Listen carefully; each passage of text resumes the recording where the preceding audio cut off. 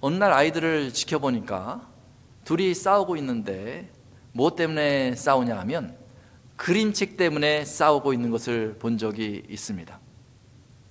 그래서 그 그림책을 서로 붙잡고 이건 내 거야 하며 서로 싸우고 있는 것이에요. 그래서 어떤 그림책인가 이렇게 봤더니 평소에 아이들이 별로 보지도 않던 그림책입니다.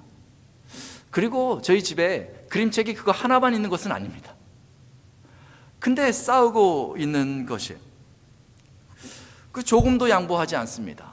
제가 가니까 한 아이가 울기 시작합니다. 내 편 들어달라는 것이죠. 그 유심히 이렇게 지켜보면서 말려도 보고 또 달래도 보고 하는데 아이들이 이 싸움을 그칠 새가 보이지 않습니다. 왜 싸우는가 이렇게 곰곰이 생각해 봤더니 그저 이 책이 내 거야 라는 것을 주장하고 싶은 것이죠.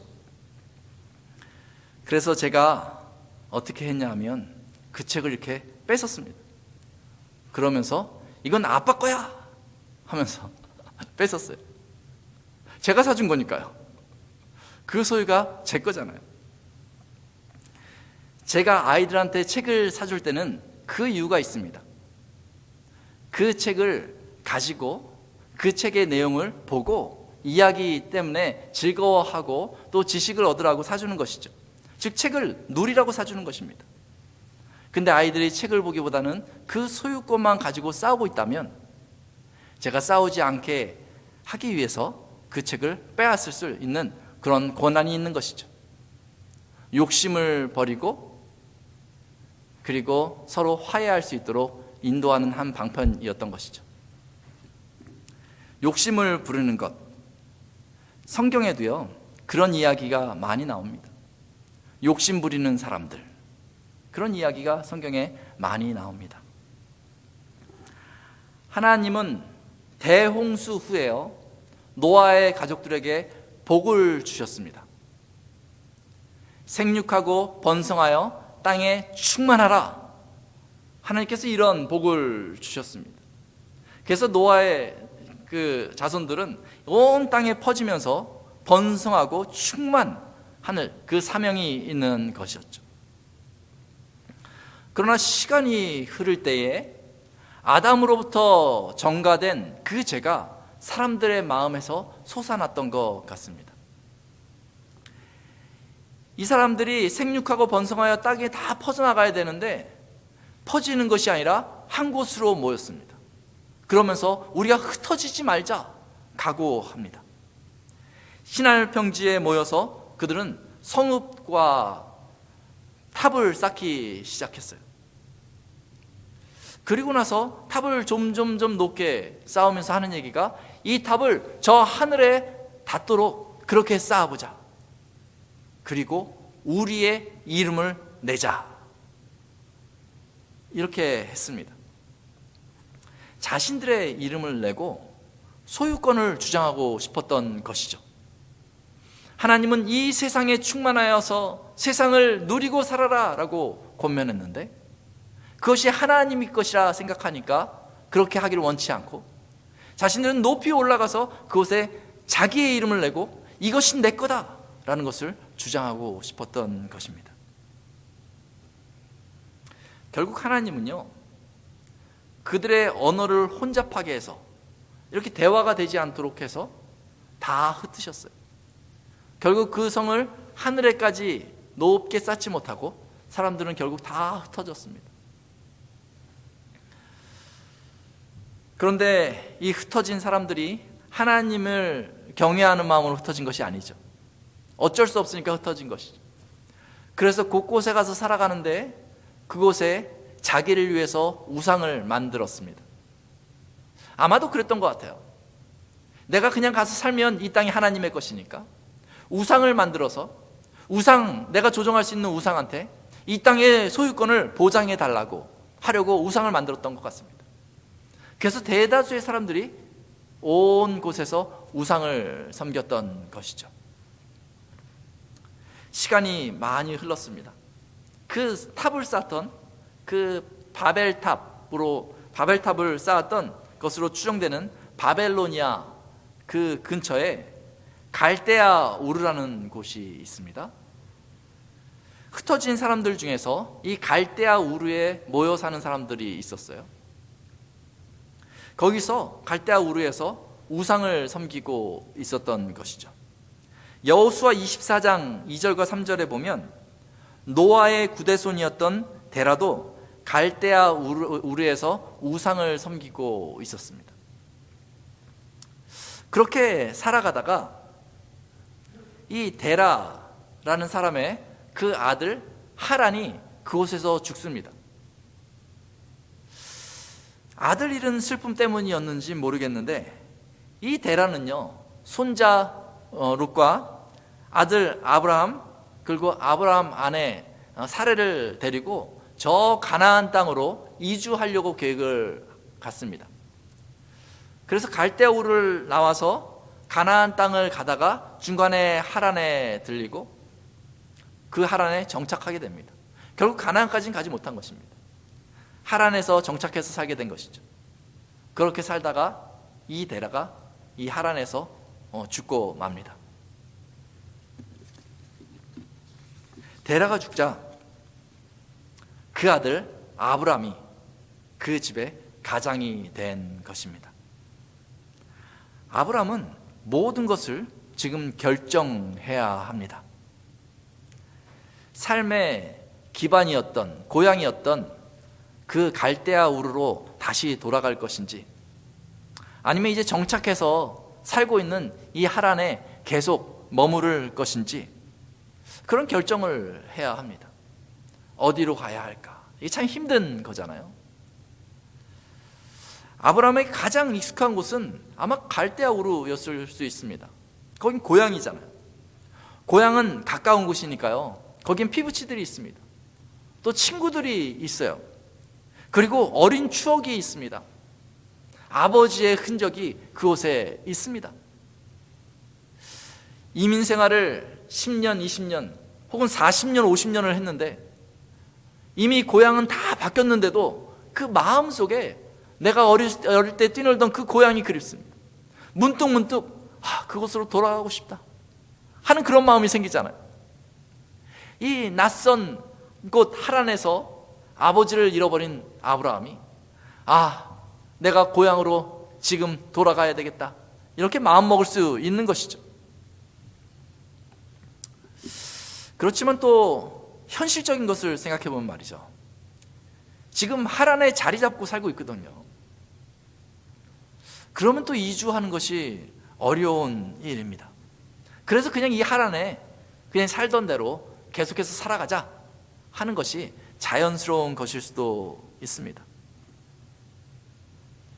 거기에 삶의 방식이 익숙해지고 또 거기서 주거지도 있고 또 거기서 여러 가지 자산을 쌓아놨을지도 모릅니다.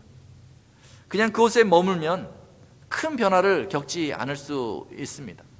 이제 청년의 때도 아니고 조금 나이가 들어가기 시작하니까 아브라함이 선택할 수 있는 이 두 번째 선택은 이 하란에 그냥 그렇게 남는 것이 아마 지혜로운 결정일 수 있는 것이죠. 그게 제일 안정적일 수 있죠. 아브라함은요, 이 아버지 데라가 이 하란에서 죽은 이후에 중요한 결정을 해야 되는 것입니다. 어디로 가야 할 것인가? 어디서 살 것인가? 그런데 그때 하나님께서 아브라함에게 등장하십니다. 창세기 12장 1절에 보면 이렇게 말씀하고 있습니다. 너는 너의 고향과 친척과 아버지의 집을 떠나 내가 내게 보여줄 땅으로 가라. 이 말씀은 무슨 말씀입니까? 갈대아 우르로 가지도 말고 여기 하란에도 머물지 말고 내가 내게 보여줄 땅으로 가라. 미지의 땅으로 가라 하는 것입니다. 하나님의 요구가 아브라함의 입장에서는요, 당황스러운 것일 수 있습니다. 지금 아버지가 돌아가신 상황에서 고향으로 가라 하면 오케이, 이 하란에 남아라 그러면 네 그러겠습니다 말할 수 있는데, 지금 하나님께서는 그곳에 있지 말고 그곳을 떠나라라고 말하는 것입니다. 그런데도요, 하나님께서 구체적으로 어디로 가라, 여기 톨리도로 가라, 이렇게 구체적으로 말씀을 안 해주시고요, 내가 너에게 보여줄 그 땅으로 가라, 이렇게 말씀하고 있는 것입니다. 이런 막연한 요청이 어디에 있습니까? 이 족장시대이기 때문에요, 왕권이 형성된 곳이 많지 않았습니다. 그래서 여행을 다니는 것이 쉽지 않은 것이고, 그리고 굉장히 위험한 일입니다. 여행을 가다가 죽을 수도 있는 것이죠. 그런데 목적지도 분명치 않은, 아무 계획도 없이 준비도 안 된 상태에서 그저 떠나간다는 것, 이것은 순응하기 쉽지 않은 일입니다. 그런데 창세기 12장 2절을 보니까요, 하나님께서 덧붙여서 말씀하십니다. 내가 너로 큰 민족을 이루고 내게 복을 주어 내 이름을 창대하게 하리니 너는 복의 근원이 되리라 라고 말씀하시는 것입니다. 이거는요, 더 기가 막힌 이야기입니다. 노아의 홍수 이후에요, 지난주에 우리가 창세기 6장부터 9장 살펴봤지만 900살 막 이렇게 살던 사람들이 이 생명이 점점점 줄어들어요. 그래서 아브라함의 때의 족보를 보니까 200살 이렇게 줄어들었단 말이죠. 아브라함도 나이가 이제 75세예요. 적지 않은 나이입니다. 그리고 그 창세기 11장 30절에 보니까 이 사라는요, 더 이상 임신을 할 수 없다라고 그렇게 기록되어져 있는 것이죠. 그런데 나를 통해서, 자녀가 하나도 없는 나를 통해서 큰 민족을 이루신다고요? 이거는 상황 파악이 잘못된 것입니다. 가능하지 않은 일이에요. 더 이상 아이를 낳을 수 없다니까요. 큰 민족을 이루려면 아이를 낳아야 되는데 지금 아브라함 입장에선 낳을 수가 없는 것입니다. 그리고 창세기 12장 3절에 보니까 하나님이 더 말씀하세요. 땅의 모든 족속이 너로 말미암아 복을 얻을 것인지라 하신지라. 지금 아브라함은요, 누구를 돕고 할 처지가 아닙니다. 아버지가 돌아가셔서 가장이 된 것만 해도 당황스러운 일인 것이죠. 그리고 지금 아브라함은 나그네 신세인 것입니다. 아브라함은 아무것도 준비되어져 있지 않습니다.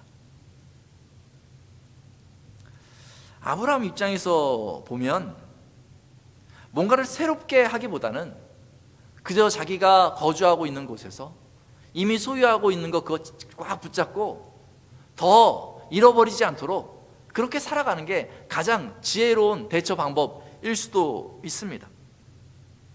현실적인 계산을 한다는 말이죠. 하나님은 왜 아브라함이 납득하기 어려운 그러한 요구를 하시고 또 그러한 약속을 하고 있을까요?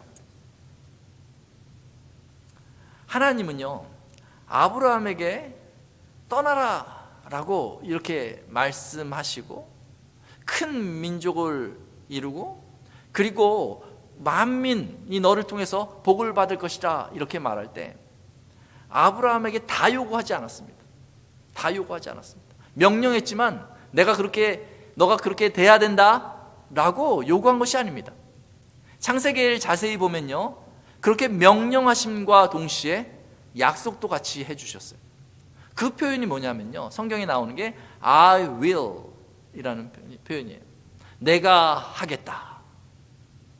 아브라함을 떠나게 하시면서 내가 그것을 다 하겠다 이렇게 약속하시는 것입니다. I will show, 내가 보일 것이다. I will make great nations, 내가 큰 민족을 이룰 것이다.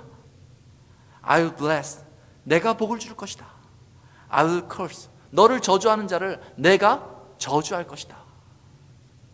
내가 하겠다 라고 하나님께서 약속해 주시는 것입니다. 너는 나를 믿고 나를 신뢰하고 떠나기만 하면 내가 갈 땅을 보여주고 그 땅에 가게 하고 그리고 너로 말미암아 큰 민족을 이루게 하고 그리고 너로 말미암아서 온 민족이 복을 받도록 하겠다. 하나님께서 그렇게 말씀해 주시는 것입니다. 하나님께서 아브라함 보고 떠나라 한 것은요, 아브라함에게 힘든 일을 맡기려고 한 것이 아니라 아브라함에게 복을 주시기 위한 것이죠.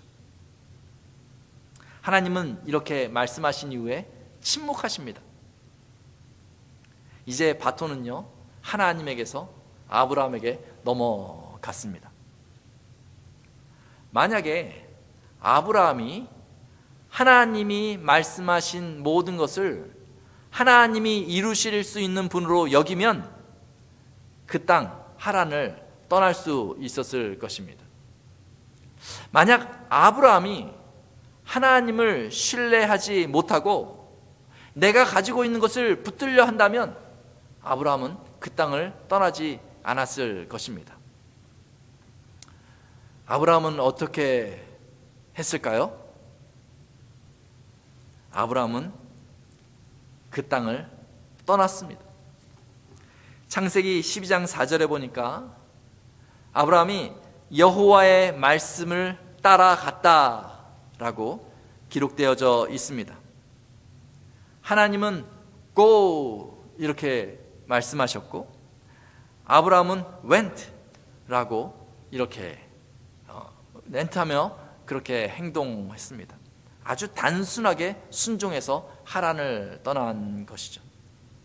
히브리서 11장 8절에 보면 분명히 아브라함은요, 갈 바를 알지 못하고 나아갔다 이야기하고 있어요.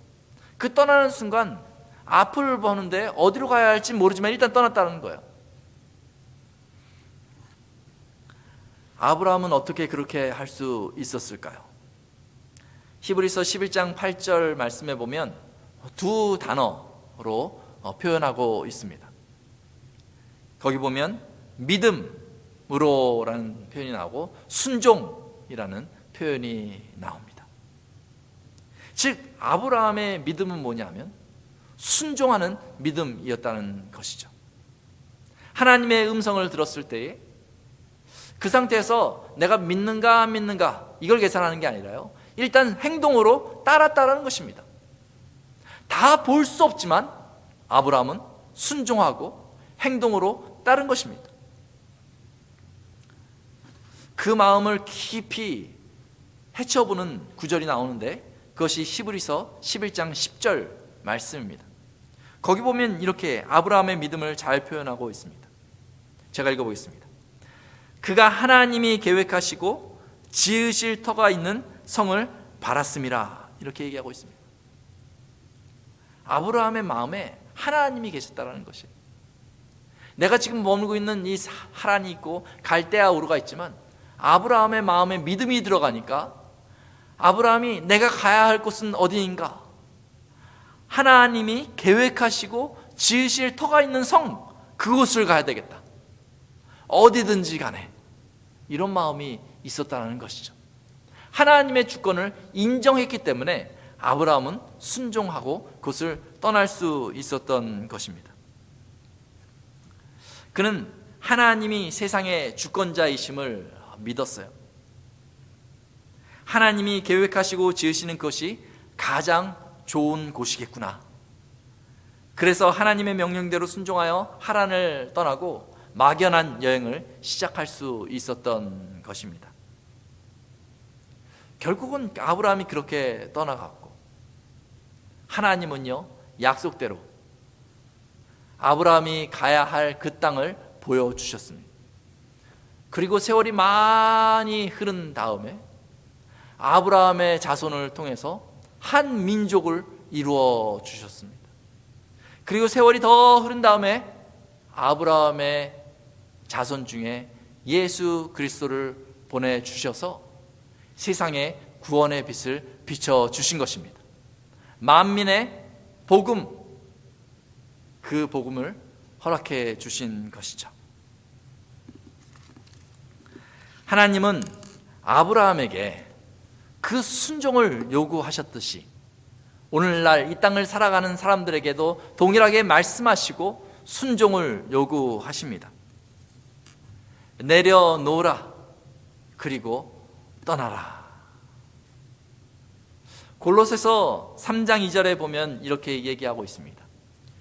위의 것을 생각하라. 위의 것을 생각하고 땅의 것을 생각하지 말라. 말씀하고 있습니다. 그 이야기가 무엇입니까? 이 땅에 붙잡고 있는 것을 내려놓고 저 하나님의 나라를 바라보며 살아라, 떠날 준비를 해라 라는 것 아니겠습니까? 사단은요, 사람들을 속여서 이 땅의 것을 온전히 붙잡고 이 땅만을 바라보게 만들려고 합니다. 이 땅의 삶이 전부인 것처럼 우리의 눈을 가리우는 것이죠. 그러면 이 땅에 있는 것이 너무 중요한 것입니다. 소중한 것입니다. 이 땅에서 내가 얻은 것을 하나도 놓칠 수 없는 것입니다. 내가 가지고 있는 이 땅도, 이 집도 내 것이고, 이 돈도 내 것이고, 이 사업도 내 것이고, 명예도 내 것이고, 권력도 내 것이고, 자녀들도 내 것이고, 때로는 이 교회도 내 것이고, 자존심도 내 것이고 하면서 꽉 붙잡는 것입니다. 하나도 놓치고 싶지 않은 것이에요. 그게 사람들의 마음입니다. 하나도 이 가운데 빼앗기지 않으려고요, 막 애를 쓰면서 좌충우돌하면서 사는 것이 어찌 보면 우리 인생인지도 모릅니다. 그렇게 지금까지 왔는지도 몰라요. 이것을 붙들고 누리면 괜찮습니다. 누리면 괜찮아요. 그런데 누리는 것이 아니라 막 더 가지려고 하고 더 내가 손을 내밀어서 잡고 놓지 않으려고 하는 것이 문제인 것이죠. 무엇입니까? 탐욕의 안에서 일어날 때 그 소유권을 내 것이라 주장하는 것입니다. 하나님이 세상의 소유자이신데 그것을 인정하지 않게 사단이 우리의 마음을, 우리의 눈을 헷갈리게 만드는 것이죠. 사단은 계속해서 그 생각을 불어넣습니다. 모든 것이 너 거야, 너 거. 너 마음대로 사는 것이 제일 중요해 라는 그런 마음을 우리 마음속에 막 불어넣습니다. 그러면 우리가 또 외칩니다. 그래, 모든 건 내 거야. 이것을 아무도 손대지 못하게 할 거야 하면서 그렇게 외치며 사는 것이죠. 그러면 탐욕의 깊은 늪에 빠지게 됩니다. 그리고 하나님이 보이지 않게 되는 것이죠. 결국 그 탐욕의 깊은 늪의 결과는 무엇입니까? 바로 그것이 그들의 무덤이 되고 마는 결과입니다. 내가 욕심을 부린 그곳에서 뭔가 내가 얻을 것 같지만 욕심을 부리면 부릴수록 그것이 내 인생의 무덤이 되고 만다는 것입니다. 그것이 바로 사단이 원하는 것이죠. 하나님을 보지 못하고 자기 소유를 주장하다가 죄를 짓고 거기서 죽어가기를 원하는 것이 바로 사단이 원하는 것입니다. 그러나 하나님께서는 그러한 얽매임에서 우리를 벗어나게 하시려고 그것을 내려놔라, 그것을 떠나라, 내 말에 순종해라 라고 요청하시는 것입니다. 순종의 출발은요, 바로 떠남에 있습니다. 이 복종하는 것의 출발점은요, 일단 내려놓음에 있는 것입니다. 예수님도 나를 따르려거든 자기를 부인하고 자기 십자가를 지고 나를 따르라 이렇게 말씀하셨어요. 그리스도인은요, 자기를 부인해야 예수님을 따라갈 수 있는 것이죠. 하나님의 나라를 바라볼 때 이 땅의 것들을 가치 없게 여기면서 그 하나님의 나라의 그 광대한 가치를 바라보면서 이 땅의 것은 그냥 누리면서 그저 살아가는 것이죠. 나누면서 그저 살아가는 것이죠. 그 마음을 하나님 앞에 두니까 그게 가능해지는 것이죠.